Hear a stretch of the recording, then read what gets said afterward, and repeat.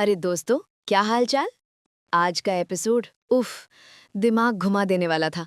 क्या आप यकीन कर सकते हैं कि तेजस ने 30 लाख रुपए का धोखा सिर्फ अपने पिता परेश और अपने भाई सचिन से नहीं, बल्कि अपनी खुद की मां रेणुका को भी अपनी चाल में फंसाकर किया है। और ये सब सिर्फ एक सिक्योरिटी पेपर के नाम पर। अरे भाई, ये तो सीधे सीधे परिवार के भरोसे पर बहुत बड़ा हमला है। लेकिन सबसे बड़ा ट्विस्ट तो आखिरी में आया, जब बंगले के दरवाजे पर एक तांत्रिक धमकी। कौन है यह औरत? क्या ये बंगले का राज है? क्या सचिन का शक सही होने वाला है? इन सारे सवालों के जवाब और ढेर सारा मसाला लेकर आई हूं मैं, आपकी नीलम, आपके अपने चैनल नीलम गॉसिप पर। तो बने रहिए मेरे साथ, क्योंकि आज की कहानी में मजा ही मजा आने वाला है।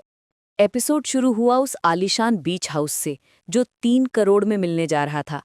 लेकिन इस घर के मालिकों अजय और उनकी चालाक पत्नी ने जो जाल बिछाया, वो देखने लायक था। अजय की पत्नी ने रेणुका को अपनी चिकनी चुपड़ी बातों में फंसा लिया।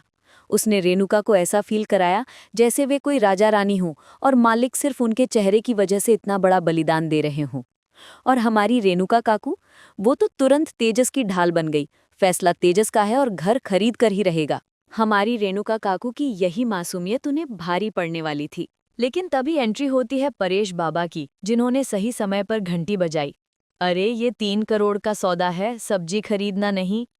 बिल्कुल सही कहा परेश जी, सोचने का समय तो लेना ही चाहिए। अब यहाँ देखिए मालिक अजय की शातिर चाल। जैसे ही परेश ने सवाल उठाया, अजय ने तुरंत विक्टिम कार्ड खेला।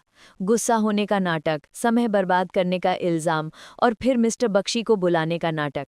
ये सब तेजस पर दबाव बनाने के लिए किया गया। तेजस घबरा गया और 10 मिनट की मोहलत मांगी। प्रेशर में आकर इंसान कैसे गलत फैसले लेता है, ये यहाँ साफ दिखा।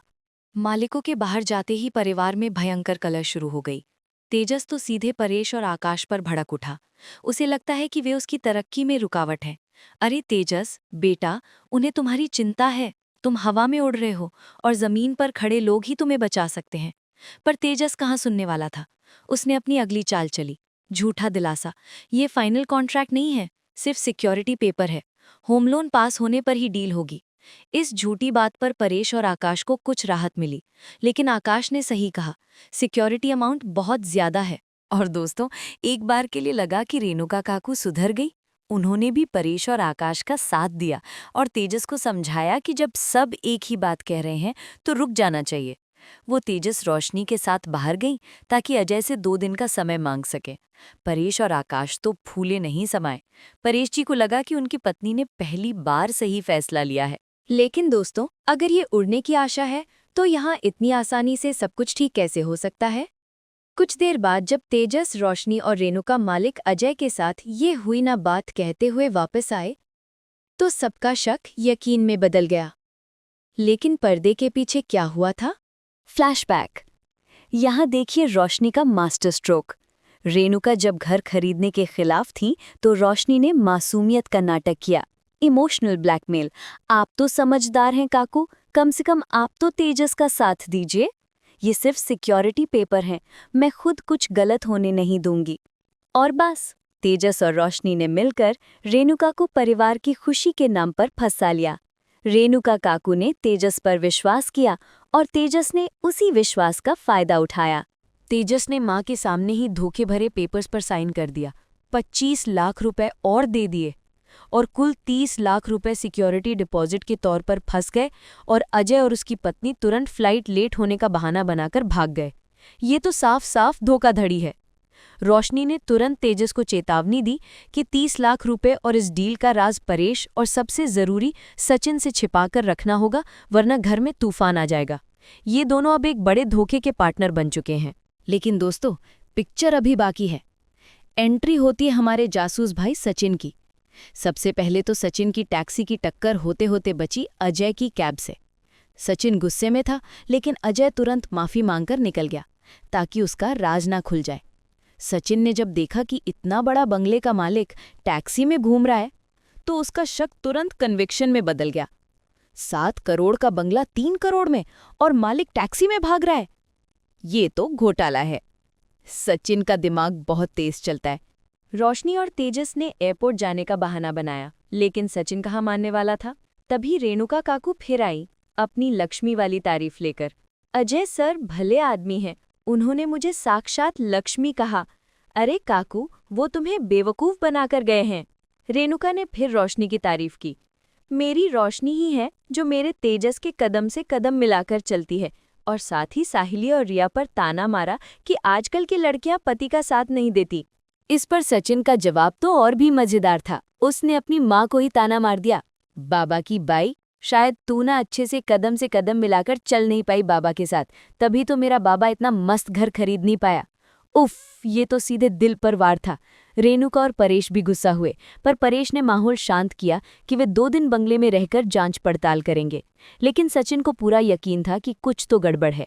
उसने तुरंत मिशन बंगले की तहकीकात शुरू की। उसने आकाश, रिया और साहिली को अपनी टीम में शामिल किया। सचिन द जासूस अब मैदान में उतर चुका है। इधर सचिन अपनी टीम के साथ बंगले के हर कोने की जांच कर रहा था। उधर तेजस और रोशनी ने रेणुका काकू को डराने की नई चाल चली। छत पर सनसेट देखते हुए रोशनी ने रेणुका के मन में डर डाला कि सचिन जरूर इस घर में कोई कमी निकालकर डील रुकवा देगा। रेणुका घबरा गई और ठान लिया कि वो सचिन को जन्नत जैसा सपना तोड़ने नहीं देंगी। रात के खाने पर फिर से माहौल गर्म हुआ। रेणुका ने सचिन को ताना मारा, कुछ लोग तो जिंदगी भर एक कमरा तक नहीं बना पाते। और साहिली ने पलटवार किया, जो चीजें ऊपर से अच्छी दिखती हैं जरूरी नहीं कि वैसी ही हों। रिया ने भी इंटेलिजेंट सवाल पूछा, समुद्र किनारे की प्रॉपर्टी का इंश्योरेंस? ये बात बहुत जरूरी थी, लेकिन रेणुका को ये भी नेगेटिविटी लगी। उफ, रेणुका का गुस्सा 7वें आसमान पर था। उन्होंने सचिन और साहिली को बेशर्म तक कह दिया। ये बहुत ज्यादा था। लेकिन तभी सचिन ने अचानक अपना रुख बदल दिया। नाटक के अंदाज में बोला, हमने गलती की, जांच में कुछ नहीं मिला, अब हमें पीछे हट जाना चाहिए। रेणुका भी हैरान। ये सचिन की नई चाल थी। सचिन आकाश, रिया और साहिली को मस्ती करने के लिए बाहर ले गया। फिर साहिली के साथ मिलकर सचिन ने हॉरर प्लान बनाया। उसने जानबूझकर तेजस के सामने चुड़ैल और भूतिया होटल के पुराने किस्से छेड़े। साहिली ने भी कहा कि शायद इसीलिए मालिक ने इतने सस्ते में बेच दिया। और फिर सचिन का मास्टर पंच, क्या पता टाइल के नीचे ही किसी को दफनाया गया हो। और इससे भी बढ़कर, अगले 2 दिनों में यहां मौजूद लोगों में से कोई एक कम हो सकता है। और इशारा किया रेणुका की तरफ। रेणुका काकू डर गई। तेजस का डर तो 7वें आसमान पर पहुंच गया। वो घबराकर माँ से पूछने लगा, अगर सच में टाइल के नीचे से कोई चुड़ैल निकली तो? रात में डर का खेल शुरू हुआ। आधी रात को तेजस को किसी के पुकारने की आवाज आई। भूत, भूत चिल्लाते हुए वो उठा, लेकिन रोशनी ने उसे सचिन का किया धरा बताकर नजरअंदाज कर दिया। तेजस हिम्मत करके पानी पीने हॉल में आया। हनुमान चालीसा पढ़ने लगा, तभी उसे एक परछाई दिखी। वो परछाई डाइनिंग टेबल से टकराकर गिर गई, बाल बिखर गए। जब उसने मुड़कर देखा तो तेजस चीख उठा, लेकिन वह रेणुका काकू थीं जो खुद भी पानी पीने आई थीं। उफ, डर के मारे उनका भी बुरा हाल था। अगली सुबह रेणुका ने तेजस को समझाया कि ये सब सचिन की चाल है और उसे रोकना होगा, वरना वो भूत, पिशाच, डायन जैसी बातें फैलाकर माहौल खराब कर देगा। लेकिन दोस्तों, कहानी में अब आता है सबसे बड़ा ट्विस्ट। ठीक उसी समय बंगले की गेट पर एक औरत दिखाई देती है, जो पूरी तरह से तांत्रिक के वेश में थी। हाथ में लालटेन और रहस्यमयी चाल। वो दरवाज़ा खटखटाती है, और जब रेणुका काकू दरवाज़ा खोलती हैं तो उनके होश उड़ जाते हैं। वो इतनी डर जाती हैं कि तुरंत दरवाज़ा बंद कर देती हैं। और बाहर से उस तांत्रिक की रहस्यमयी आवाज, तू अभी जानती नहीं है कि मैं कौन हूँ। ओह माय गॉड, एपिसोड यहीं खत्म हो गया। कौन है ये तांत्रिक औरत? क्या ये सच में बंगले का कोई राज है? क्या सचिन का शक सही साबित होने वाला है? क्या ये औरत तेजस रोशनी के धोखे का पर्दाफाश करेगी? दोस्तों, आज के एपिसोड में तेजस और रोशनी ने मिलकर जो धोखा किया है, उसकी सजा उन्हें मिलनी चाहिए। सचिन की जासूसी और हॉरर प्लान मजेदार था, लेकिन अब असली डर शुरू हो चुका है। तो दोस्तों, आपको क्या लगता है, आगे क्या होगा? सच में सचिन और उसकी टीम कामयाब होंगे ये घर खरीदने में रुकाने के लिए, या फिर कुछ और होगा? क्या होगा, ये बहुत बड़ी बात। तो दोस्तों, ये सब कुछ जानने के लिए हमारे साथ जुड़े रहें नीलम गॉसिप में।